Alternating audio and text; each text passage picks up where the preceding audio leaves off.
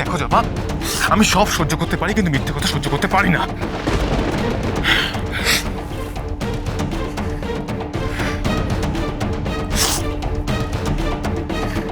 জবা, আমাকে বলো, কেন তুমি মিথ্যে কথা বললে? কেন বারবার তুমি আমার কথা এড়িয়ে যাচ্ছ? কিসের জন্য বলো?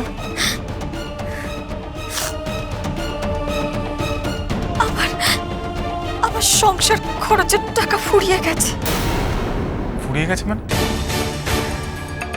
এক মিনিট, তুমি আমাকে বাজার করার জন্য 2000 টাকা দিয়েছিলে, ওষুধ কেনার জন্য আরো 2000 টাকা, তাহলে বাদ বাকি টাকাগুলো কোথায় গেল? আমি বাচ্চাদের হেলথ ড্রিঙ্ক কেনার জন্য মেজ বৌদিকে টাকা দিয়েছি, তারপরে মশলা তেল ওসবও কিনতে হয়েছে। মশলা তেল একদিন সব ফুরিয়ে গেল?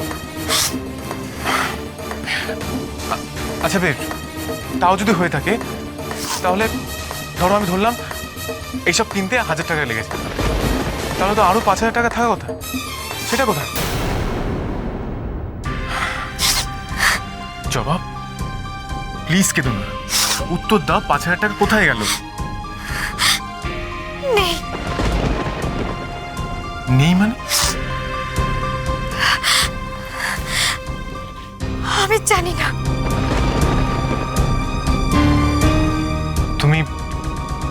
তুমি জানো না? না। সেটা তো আমাকেই বলতে পারতে। আমি কি তোমাকে 5000 টাকা দিতে পারতাম না? হ্যাঁ, নাকি আমার কাছ থেকে টাকা নিতে তোমার অসম্মান হয়? হ্যাঁ বলো। এটা করলে পরমার অসম্মান হতে চড়তে পাবো।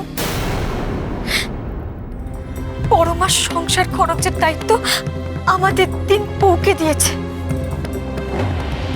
আপনাদের ছেলেদের তো দেননি। যদি সেই টাকা হারিয়ে গিয়ে থাকে তাহলে তার সব দায় আমার।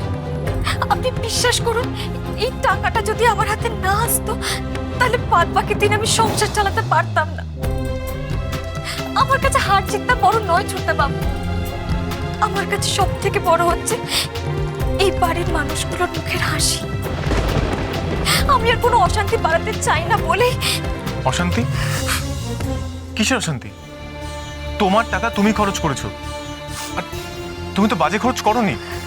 না তুমি শাড়ি কিনেছো, না তুমি গয়না কিনেছো।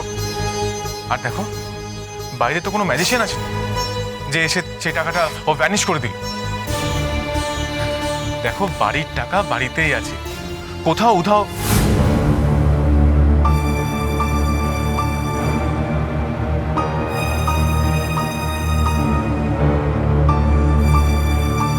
টাকাটা কে নিয়েছে?